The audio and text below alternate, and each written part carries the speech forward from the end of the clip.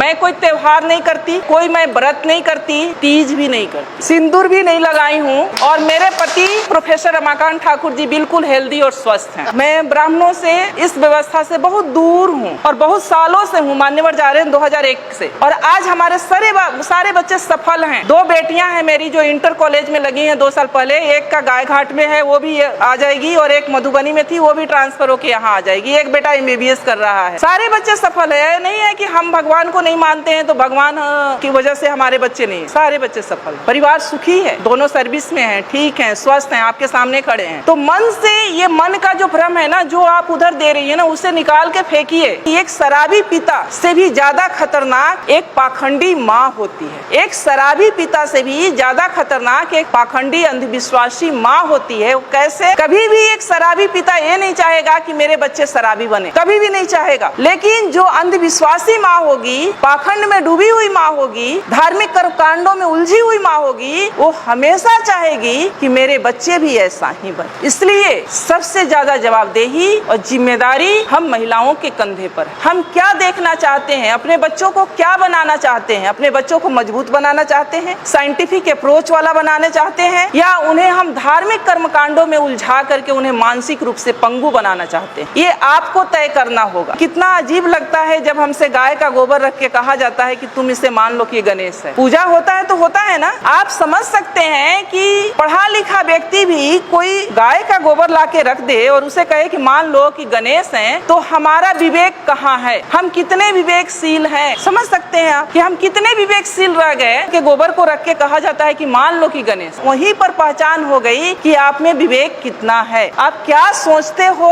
और क्या नहीं सोच सकते हो, सोचने की क्षमता आपकी कहाँ तक है। मानसिक टेस्ट, वो पैरामीटर, तो आप उन सब चीजों से निकले। बुद्ध शरण हंस जी लिखे हैं 4 खूंटे जिसमें हम लोग बंधे हुए हैं। उन 4 खूंटों को उखाड़ फेंकना है। पहला है ब्राह्मण पुरोहित। घर बनाते हैं हम, गृह प्रवेश किसके अनुसार होता है? गृह प्रवेश किसके अनुसार होता है? ब्राह्मण के अनुसार। बच्चे पैदा करते हैं हम, नामकरण कौन करता है?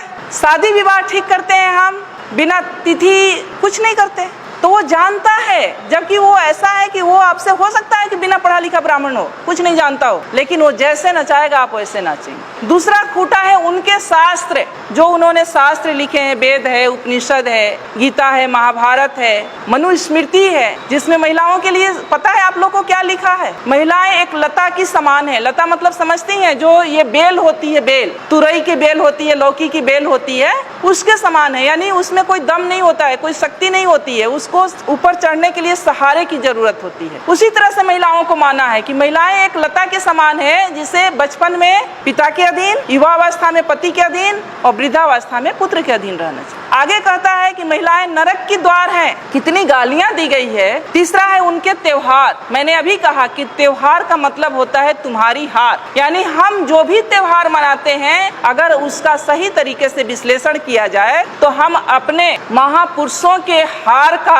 जश्न मनाते हैं। कितने नालायक लोग हैं हम लोग। उनके तीर्थ, जो ये तीर्थ स्थल हैं, अब जब खोज हो रहा है, हमारे लोगों ने भी जब खोज की शुरू किया है, तो 99% ये तीर्थ स्थल बुद्ध से जुड़ा हुआ है। ये जो तीर्थ स्थल है वो बुद्ध का है, जहाँ बौद्ध मठ हुआ करता था, और उसको इन्होंने तीर्थ स्थल में कहीं किसी धाम में, कहीं किसी धाम में कन्वर्ट करके धार्मिक स्थल के रूप में प्रचारित कर। तो जो संसाधन, जो पैसा आप लोग खर्च करती है तीर्थ पर, वो पैसा आप लोग खर्च करें अपने बच्चों के पढ़ाई पर। इन्हें उखाड़ फेंको। ये 4 चीजें हैं, और ये 4 चीज से जिस दिन आप उखाड़ देंगी, जिस दिन आप इससे दूर हो जाएंगी, उस दिन से शायद मुझे लगता है कि आपकी तरक्की शुरू हो जाएगी। एक मेरी जैसी ही पढ़ी लिखी लड़की थी, शादी उसकी एक ऐसे परिवार में हो गई जहाँ लोग बहुत धार्मिक विचारधारा के थे। जब वो लड़की शादी करा के अपने घर में जाती है, ससुराल जाती है, तो उसकी सासू माँ कहती है कि गाँव में ही एक मंदिर था, दूसरे तीसरे दिन कि बहू चलो मंदिर में हम पूजा करके आते हैं। अब वो लड़की सोचती है कि हम तो मंदिर को मानते, हम तो भगवान को मानते नहीं है। अब लेकिन सासू माँ से उसके सामने दिक्कत ये है कि 2 दिन की गई हुई बहू सासू माँ को कैसे मना कर दे कि हम मंदिर में नहीं जाएंगे, भगवान को नहीं मानते हैं, ये तो गलत हो जाएगा। वो जाती है सासू माँ के साथ, हाथ में बाल्टी ले लेती है, कुआं होता है आप लोग जानती है मंदिर के पास, जहाँ से पानी लेके, या नल होता है, पानी लेके मंदिर में धुलाई किया जाता है या जल चढ़ाया जाता है। वो जब वहाँ पहुँचती है बाल्टी लेके, तो देखती है कि गाय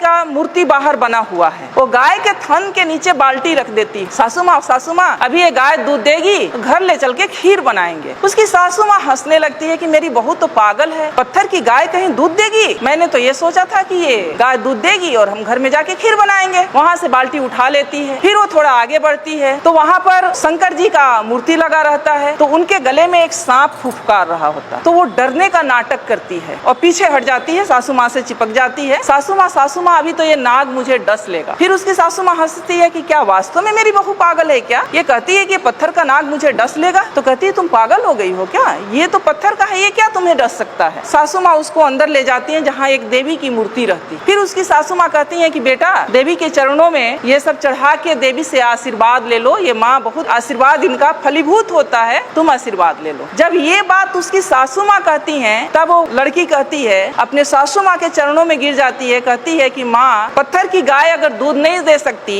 और एक बाघ भी बाहर बना हुआ था उसे भी देख के डरी थी, पत्थर का बाघ मुझे खा नहीं सकता, पत्थर का नाग मुझे डस नहीं सकता, तो ये पत्थर की देवी मुझे आशीर्वाद भी नहीं दे सकती। मेरी देवी आप हो और मैं तो आपकी सेवा करूंगी और मुझे तो आपका आशीर्वाद चाहिए। कि जो समाज ये कहता है कि हम सब हिंदू हैं और हिंदू आज खतरे में हैं, इसलिए हम सबको इकट्ठे होकर रहना चाहिए, जुड़ कर रहना चाहिए, वही समाज क्योंकि वो शीर्ष पर बैठा हुआ है, सारी व्यवस्थाओं की बागडोर उसके हाथ में है, फूले जैसे पिक्चर को जनसाधारण के बीच में दिखाने से गुरेज कर रहा है। मेरा एक सवाल है, क्या महात्मा ज्योतिबा फूले और सावित्रीबाई फूले जिनके जीवनी पर ये पिक्चर बना है, क्या वो हिंदू नहीं थे?